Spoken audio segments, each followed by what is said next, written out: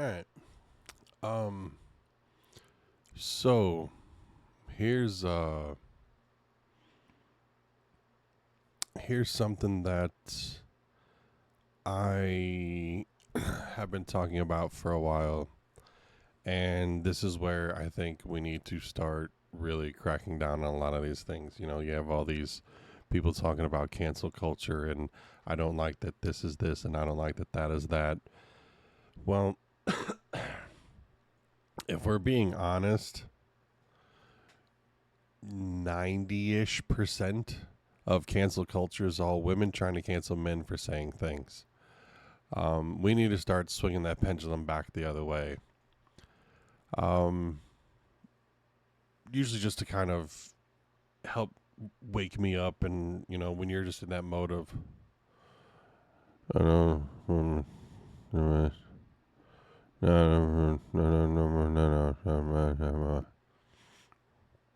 or as some people call it, their pre-coffee injection mindset.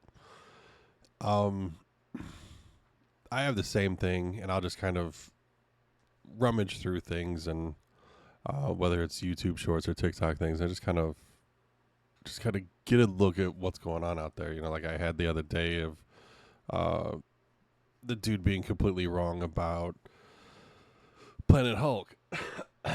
So things pop up, and this is where I usually thank people like the Dadvocate, Roma's Army, Emily King, um, things like that, for people that advocate for the other side, where it just seems like we're all in this boat of it's okay to say whatever you want to about a man, but you have to be careful of what you say about a woman, and it's got to stop. Either it's okay for all or it's not okay for all. We can't have this double standard bullshit anymore. And there's usually this couple that pops up every now and again. And I found their videos to be fun because they were just kind of playing around with each other and messing with each other and things like that. And then I saw this one, and I'm just going, no, this is where the culmination of all of these things happen. This is where it starts. This is how you have people that pretend that it's just fun. But I'm going, do you understand that in today's culture, today's world, you can't make something like this, because normally it could be considered fun. But I've started to adopt the mindset of, if you flip the script and it's not okay the other way, then it shouldn't be okay this way. And I'll show you what I'm talking about. And you can see I've already hit dislike on this. Notice the title of it: When Your Husband Is Having Too Much Fun Without You. Okay.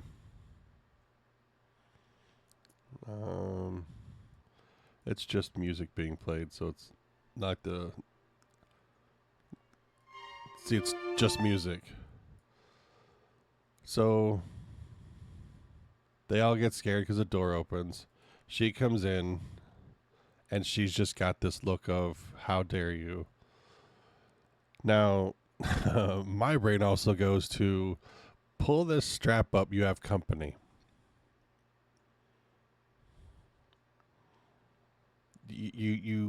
She's very good looking, but you have company. Let's not, let's have a little bit of extra modesty when company's around, but that's just me. So she comes walking in, sees it, and he looks at his friend like, this is just how it is. And she just grabs him, jerks him off the chair, and then drags him out of the room. Like I said, normally it could be considered a sense of, it's just fun. And even the comments, I love how the guys are excited playing Windows desktop, gripping him like his soul was getting snatched out of his body, and a bunch of rolling on the ground laughing emojis. Here we see the mighty lioness dragging a lone gazelle away from his herd, powerless against her grasp. He resigns himself to his fate. I mean, this is where I honestly think this stuff has gone entirely too far. Entirely too far. Simply because what you end up saying is that it's okay and it's funny to remove happiness from your man's life if it does not include you. This is feeding into psycho-controlling behavior. And I understand it's supposed to be for entertainment. And yeah, I'm probably being a little bit overreacting or whatever about it, but I'm going, no, there is nothing about this that is okay. It's not funny. It's not. Because saying that you can't have fun without me, and I've seen other videos that help push this narrative of you are only allowed to be happy with me because I am what makes you happy. That is narcissistic as hell. That is controlling as hell. That is also abusive as hell. And I'm not going to be one of those creators that's like, you can't say abuse. Yes, you can. The fact that we're starting to censor those words out of our lexicon is just dumb. It needs to be said. You need to understand the full gravitas of what you're saying. So yes, that is abuse, and we're making fun of it. There was another one where off camera, she had apparently given her man a warning and said, if you say this, I'm going to hit you in the throat. Now, normally that's just kind of, at least I view it as, it's just kind of a fun ha-ha. But he I don't remember what he said, but she straight up just, yeah, right in his throat. And I'm going, that's domestic violence and battery. That's not funny anymore. And everyone was like, oh. Again, if you flip it and you would lose your mind, then you need to lose your mind on this one too. Because it needs to be a sense of, if you can't do that to a woman, then you shouldn't be able to do that to a man. It's just, how many times have you seen videos of, hold on, let me see if I can find this. Scares girl threatened with calling her dad. Nah, I'm not gonna be able to find it, but I've seen it a couple times. Guys sitting on a chair watching TV, minding their own business, or playing a game. I don't remember which. Girl comes up, just going nuts. Just, you ain't shit. You ain't gonna do nothing. What you gonna do? You're not gonna do nothing. Nah, nah, nah, blah, blah, blah, blah. He just quickly stands up, and she got so scared she fell over into one of the baby's toys. The toy broke, and her instantaneous thing was, I'm gonna call my daddy. And I'm going, he didn't do anything but stand up. And the fact that the way he stood up was very abrupt, very jolting. And it took you from, I'm on my feet, to, holy crap, I'm cowering in a corner and you're making threats. I'm going, are we am I on a different planet? To have a situation to where you are just sitting there running your mouth, you're talking all kinds of shit. You ain't gonna do nothing. You ain't shit. Blah, blah, blah. I'm gonna fuck you up. You ain't nothing. You a piece of shit. There's other stuff that is said in there, but I can't say it. And then all he does is stand up. And you went from big and bad to, I'm gonna get somebody to beat your ass, to protect me, to stand up for me, to make my side right.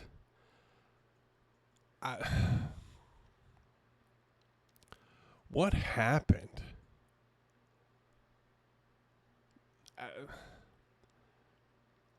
I don't get it. At what point? I mean, I understand, because if you start going back through everything, you start looking at a lot of old, or even I can't say old shows, a lot of new shows. You start seeing how men are just considered to be morons. Look at Chris Hemsworth's role in the all females Ghostbuster. He was an idiot. He was just meant to be there to be pretty and be stupid because he's a man and he's dumb. And I'm sitting there going, you know, if you go back to the original Ghostbusters where you had Janine in there, she was never portrayed as being stupid. It was portrayed that she was looked at as she was stupid, but it was quickly proven the other way around, and then respect was built. That wasn't the case with this one. No, he's a man, so he's dumb. Fuck him. And that's where we've gotten. Look at almost every single romantic comedy of the last 10, 15 years. What's the girl's motivation? She's in a great relationship. She finds someone who treats her well, and she leaves the other guy for him.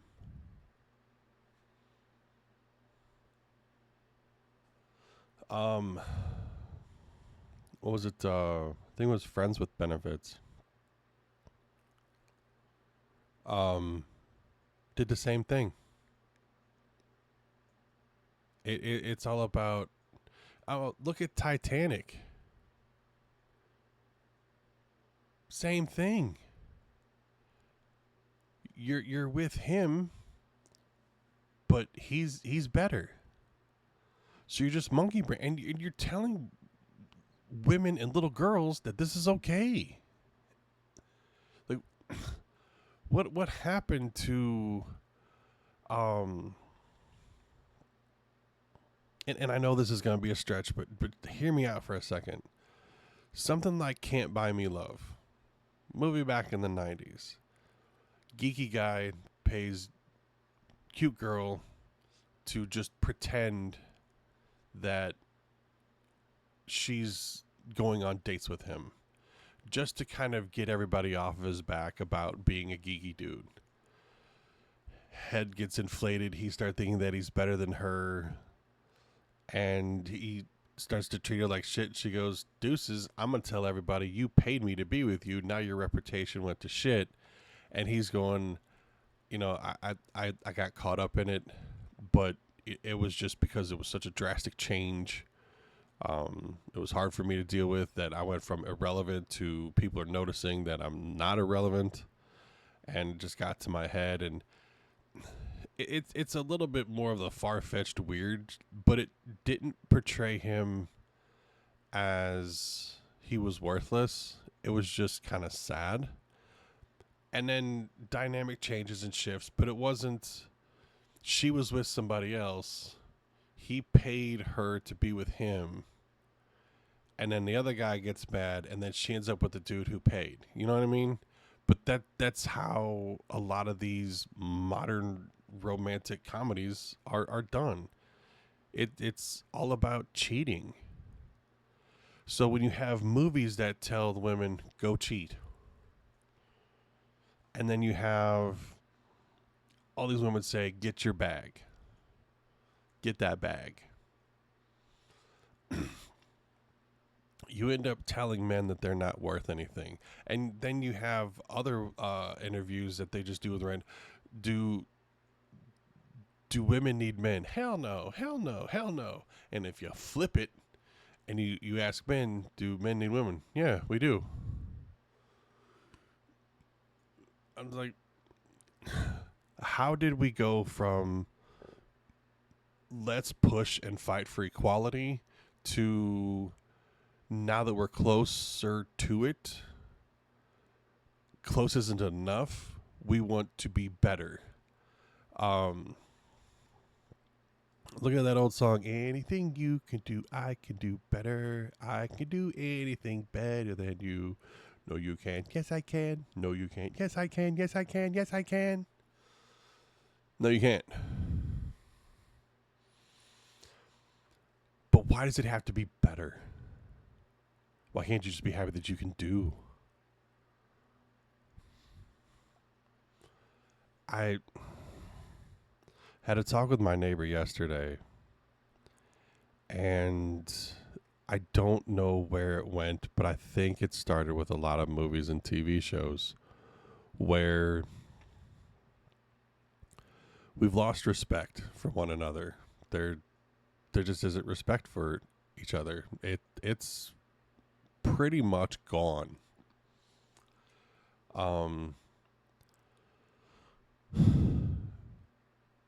The fact that everyone has the mentality of my life is important. Right. But my life is more important than yours. No, it isn't. Unless you add the other half of that sentence. To you. Your life is more important to you. But your life is not more important to me because I don't know you.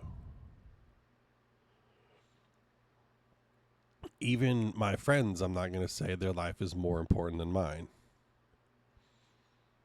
Because it's not. But I'm also not going to say that mine's more important than theirs. Because in just flat out context like that, no. It's not. It's no different than whenever you start talking about driving a car. And this is also where I kind of had the conversation with my neighbor about I think the justice system has gotten too weak and they're too soft. Little things need to be cracked down on because then you'll start preventing bigger things from happening. For example, you do not have the right to drive. You don't. You have no right to drive. And that sentence, as it stands, is 100% true. You do not have a right to drive. Now, how do we make that statement true? Easy. You add a couple words. You do not have a right to drive unless it's your car. You have every right to drive your car, but driving your car is not a right. There's nothing in the Constitution that says you have right to drive car. Doesn't exist. So driving is a privilege. And in some cases, it's a luxury. Because for the longest time, you would have trains or you would have buses or whatever take you from home to the work site. Or in some cases, you would just walk and you'd go to work. Now you can have a car and you can work up to like 50 or 70 miles away, which would be a little crazy if you're going that far, but you can.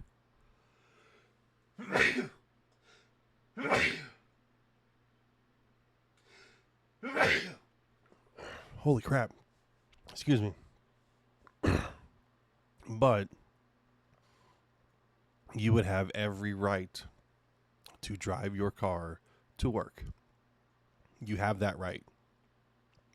But driving by itself is not a right. It's a privilege. You know what else is a privilege?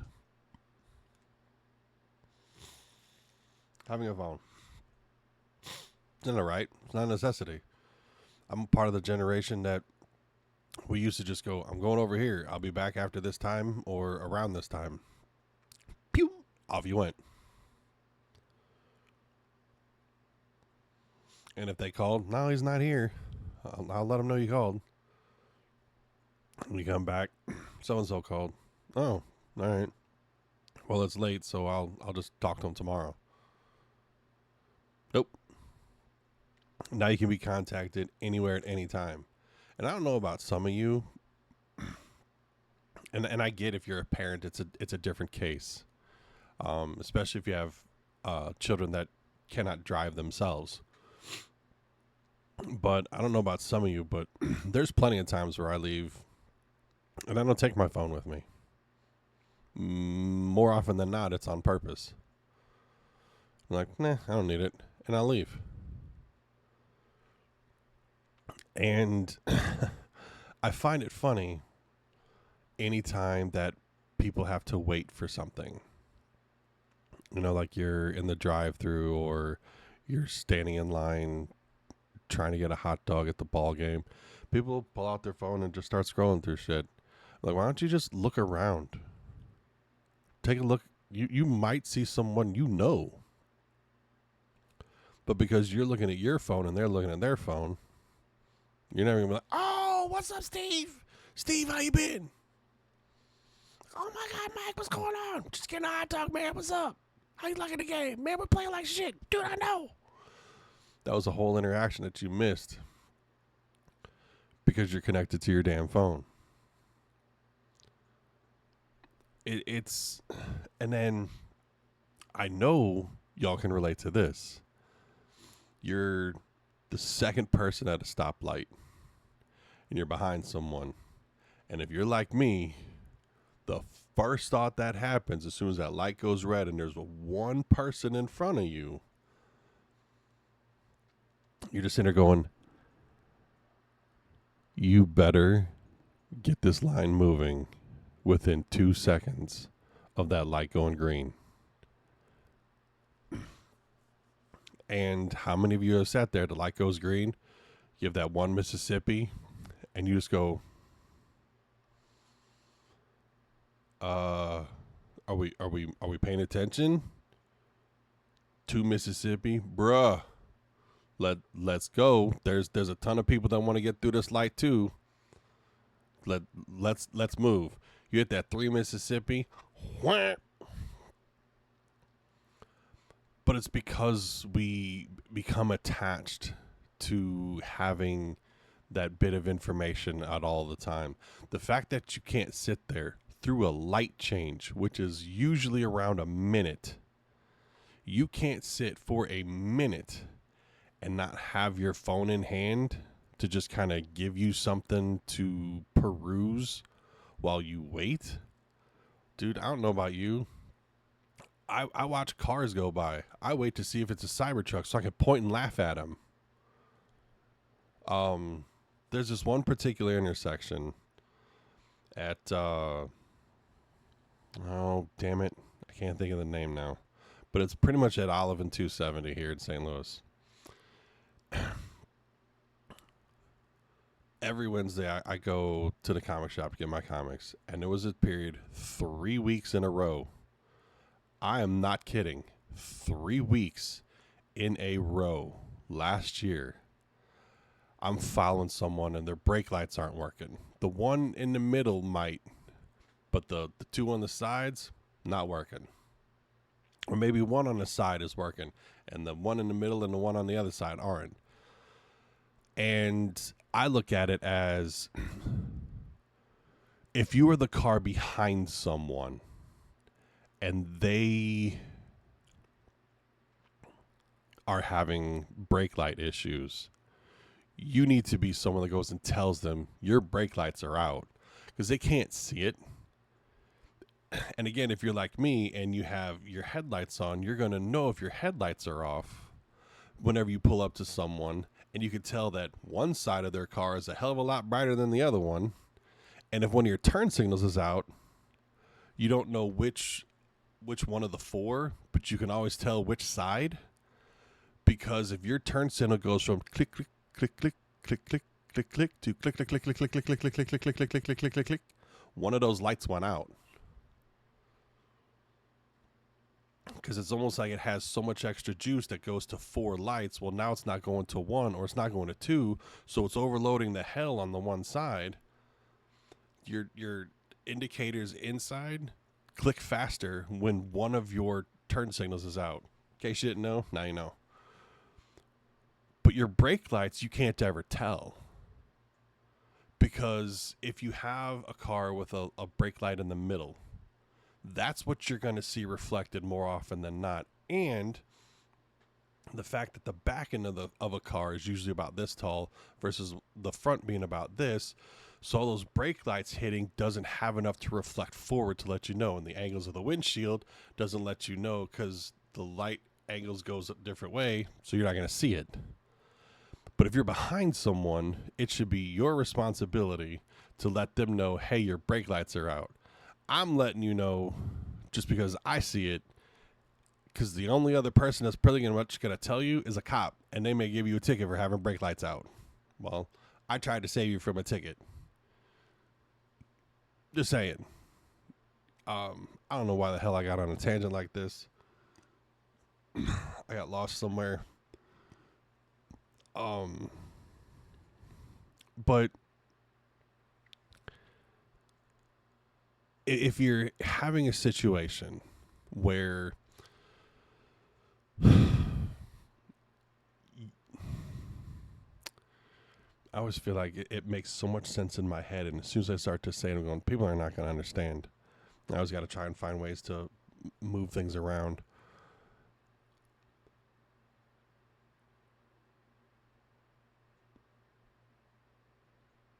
But why is it that we've lost respect for people?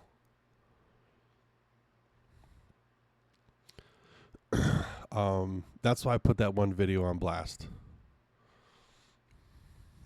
That's not okay. Because if you're going to have a situation where you have your girlfriend or wife and they are having fun. So again, okay, let's flip the script. Here's the next video. Guy looks at his phone, gets text, says love of my life at the top. And it says, hey, over at Becky's, gonna go out, have a couple drinks, call you later. And then we pan over to her side. We'll say it's Erica. So it shows Erica sending text, and it just says Dave. Doesn't say love of my life like his does, which then puts into question, did she put it in there? Did she make him put it in there? Did he put it in there himself?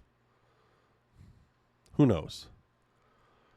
But the fact that it says Dave and his says love of my life starts to kind of get the gears wondering of what the hell's going on. So then she's out with the girls. They're just dancing by themselves. A couple of guys come up. They push them away. But they're just dancing by themselves, having a couple drinks, and just letting loose. All of a sudden, Dave shows up, grabs her by the hand, and pulls her out of the bar. One, she's going to be kicking and screaming, going, what the hell are you doing? Because if it was titled, when your wife is having fun without you, one, she's going to be kicking and screaming. Actually, hold on. One, everybody's going to get pissed off by the title alone and go, she's allowed to have fun. Who the hell are you? You're not her daddy.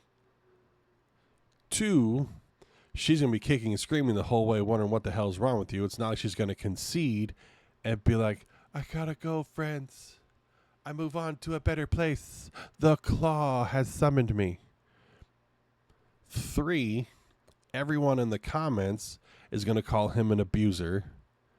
Everyone in the comments is going to call him a control freak. Everyone in the comments is going to tell her to leave him. Everyone in the comments is going to sit there and just say he's an ass and just a completely toxic male masculinity, and this is misogyny. They have all these trigger words now that they go, look, this is where we prove that we are always correct. And then 4, it's only going to be a matter of time before that video gets taken down. But that one's perfectly okay.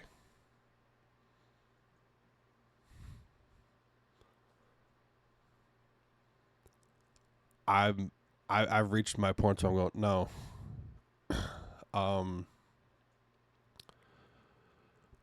it's no different than women complaining about some men comedians.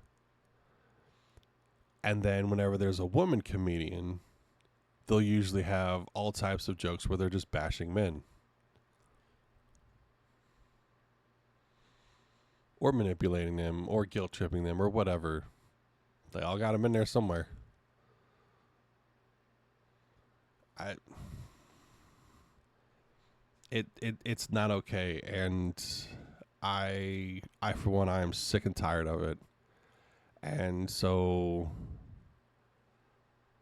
uh I think I'm going to start doing things like Roma Army, Emily King, The Advocate, um, and start calling them out. You know, I've said a while ago that, you know, we need to start putting people in check again. And it, the massive oversight of how we are making it okay to abuse men and everyone's just supposed to be okay with it has got to stop. It, because then the world starts to look at you different. Like, for instance, I right now am probably one of the most hated groups in America. Notice there's something missing. That's one. This is two. This is three. Just my existence is not okay for so many because I'm part of the problem. I'm part of the patriarchy. So you have words like equal, insecure, patriarchy, misogynist. Insecure is a big one. But these are all the words that they use to go, this makes it okay. It's like throwing magic dust and going, look at the trick I just made. And it's got to stop. We got to stop hating each other. That is a topic for another video, but it's got to stop. I'm no longer going to be silent about it. Shit, did I close that one?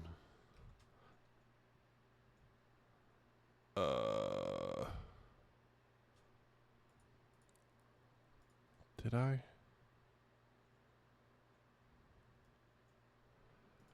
Okay. So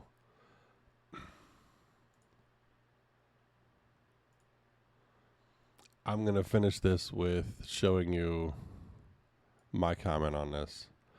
Once again, we're putting out a narrative of, quote, it's okay to treat your man like crap. It's okay to put out a video that says he isn't allowed to have fun without you. And it's even okay to literally pull him away from said fun, end quote. When are we going to start paying attention to the underlying effects of videos like this have? Because if the roles were reversed and he's dragging her away from her friends and having fun, the comments would not be this lighthearted. Shame on all of you. Standing by it.